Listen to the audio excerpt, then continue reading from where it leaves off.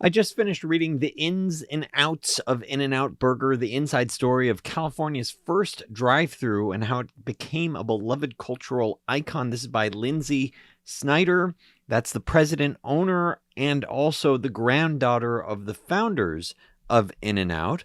If this is your first time tuning in, my name is Daniel. You're watching Unrivaled Investing. Normally, I'm talking about public companies. In this case, because I found the book to be interesting and because I've actually, back when I went to UCLA, I used to eat at In-N-Out all the time. I think my own personal record was eating 8 meals at In-N-Out over a week. So I love it. It's a great, I frequent it at least once a week as a SoCal native. And so getting a chance to read the story, even though it's a private company and, the Lynsi, now the owner and operator of In-N-Out, she's not looking to sell.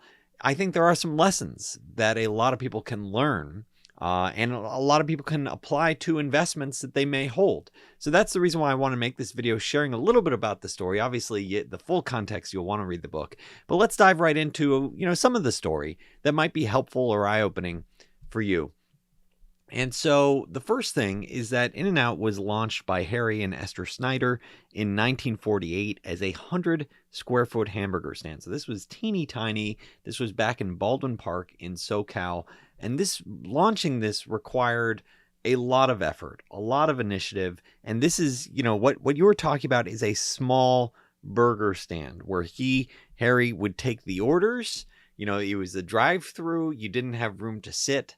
It was really like a shack for him to grill, where he would talk to the person, who's coming up in the car. He knew that, okay, maybe this whole people are going to be driving more and people are going to be wanting to place orders, on the move. So, hey, let's have this drive-through mentality. I believe he was the first to come up with this two-way drive-through speaker set in the world. So that's, one of the inventions he later came up with, is Harry Snyder.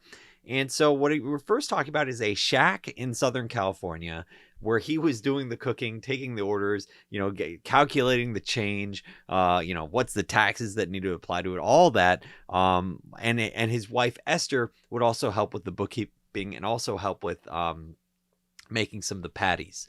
And so it's really incredible story because you start with this shack and now you're talking about this regional, giant with, over 400 different In-N-Out restaurants now in the United States, and arguably looking at continued expansion and domination over time. Now you might think, okay, well, wait a second. How come In-N-Out is so much smaller than something like McDonald's? And we'll talk about that dynamic of, that trade-off between quality and expansion.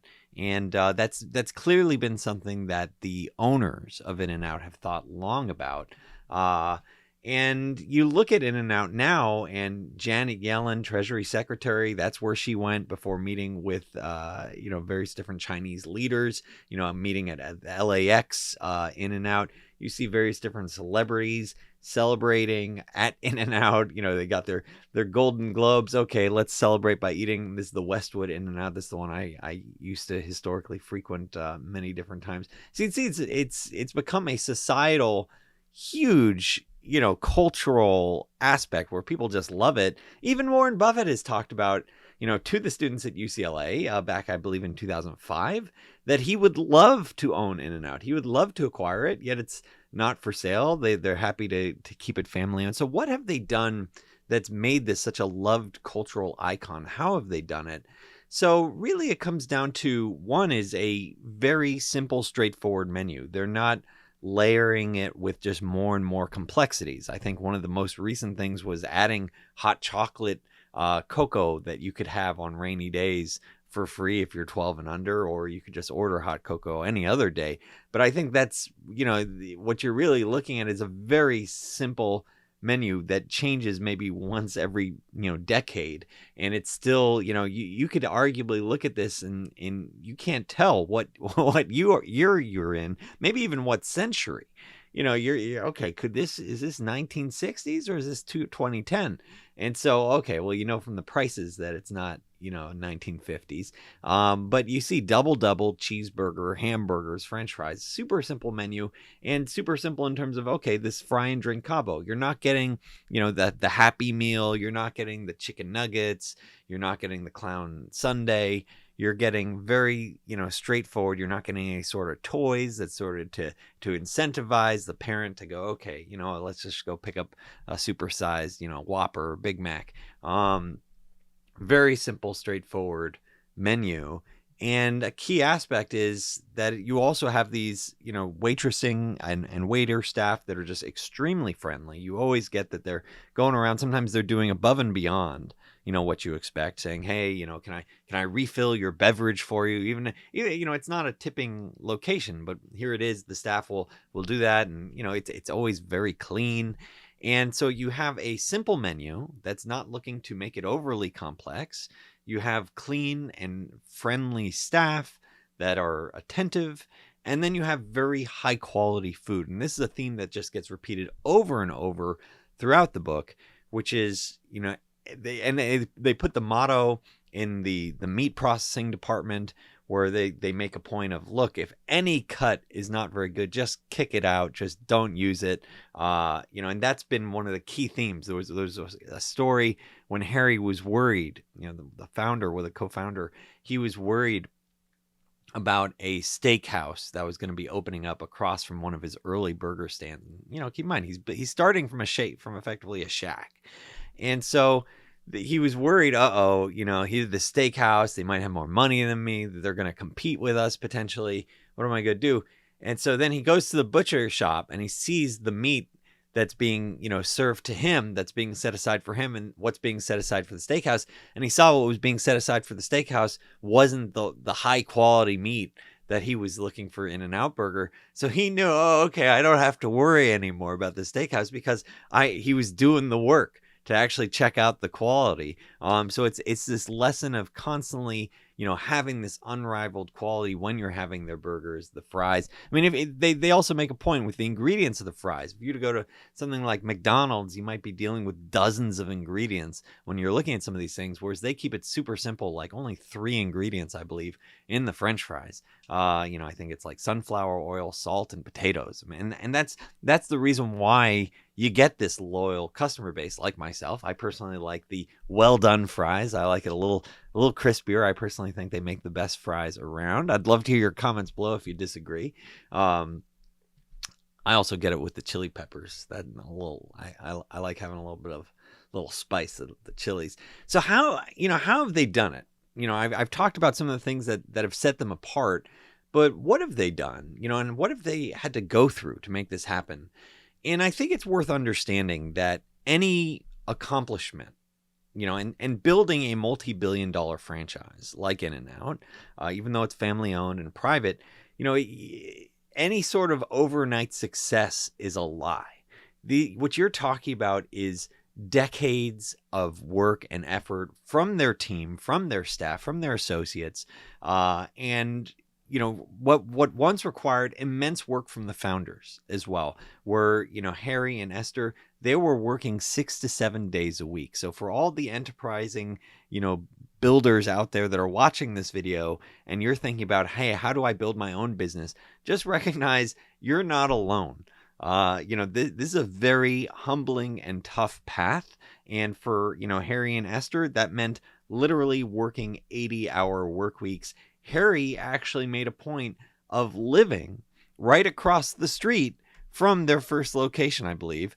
So that way he could see on his little limited time off, when eventually he did bring on helpers to work the first In-N-Out stand. So that way he could see, okay, there's a line. I better stop what I'm doing and go across the street and go help out in the kitchen or go help take orders.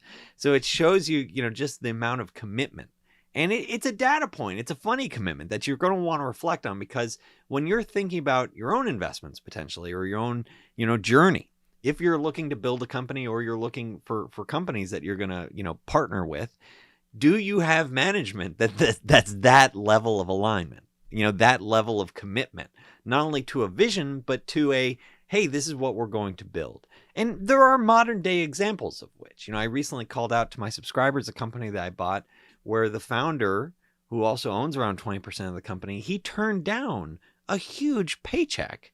So that way there was less dilution for the company. And that's a modern day version of what I think Harry Snyder did, where, he said, hey, okay, he wasn't looking at an empire. You don't have the scale, back in the 1950s and 60s where things can scale as quickly in terms of, e-commerce.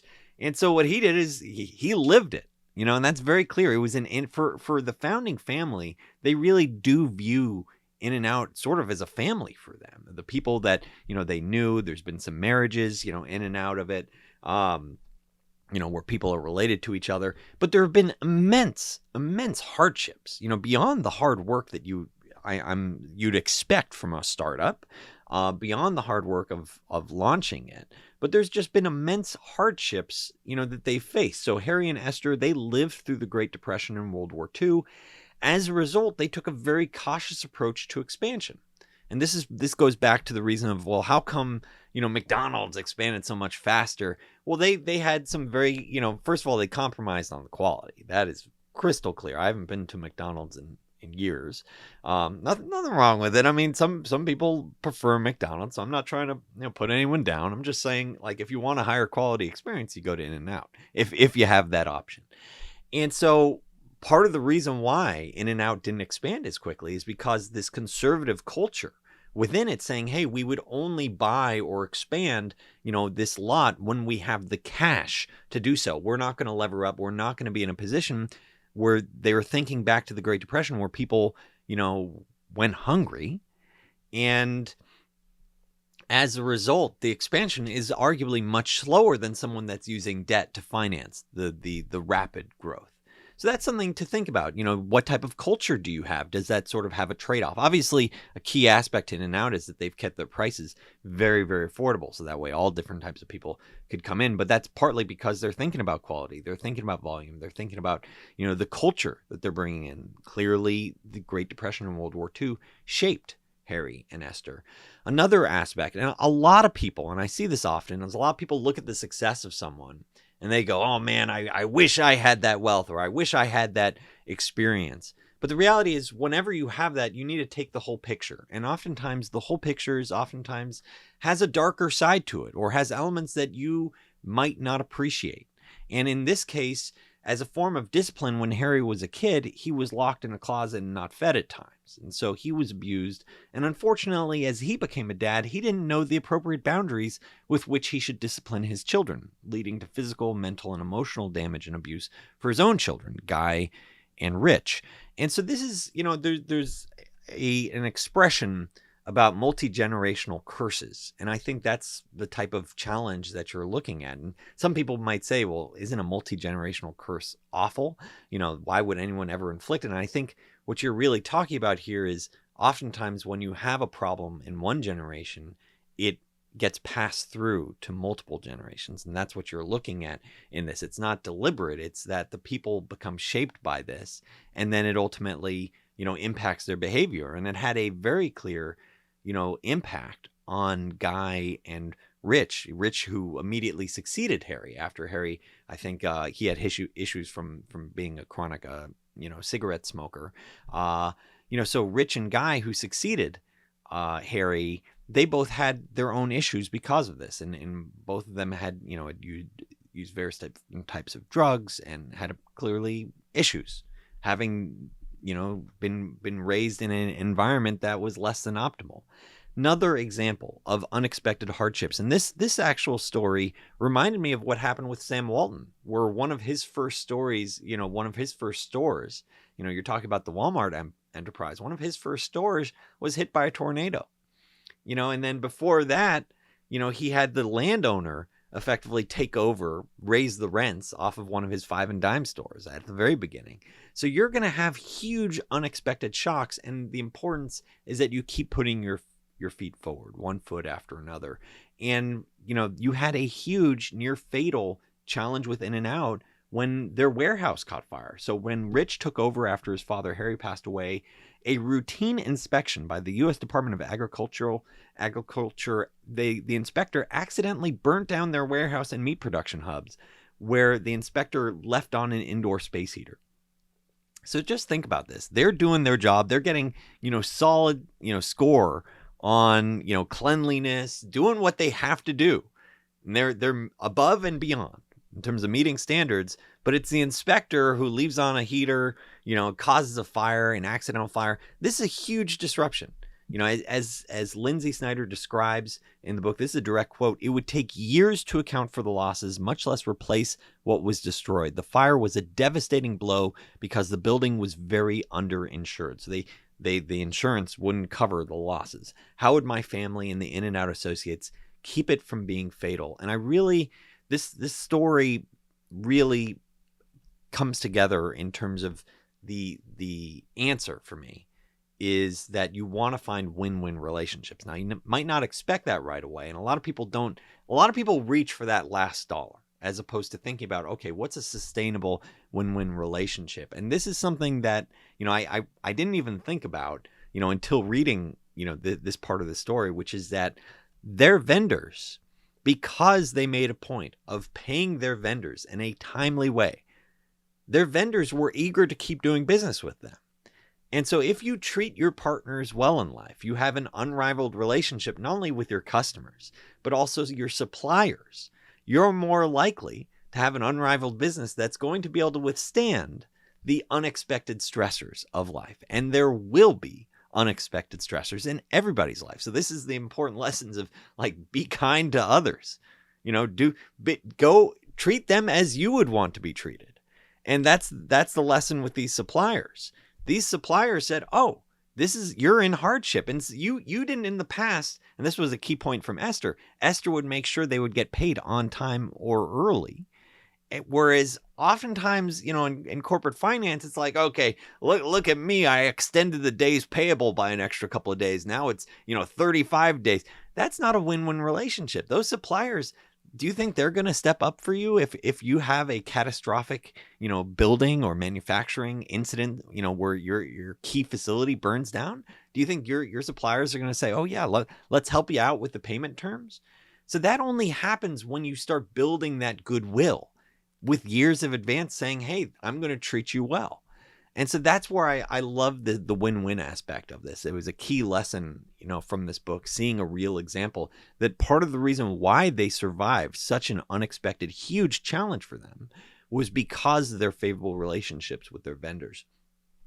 Also, going back to the unexpected challenges, here it is, Rich Synder. Rich Synder was a key driver of their expansion because Harry took it to around 18 stores. And that's a nice size, regional, burger chain.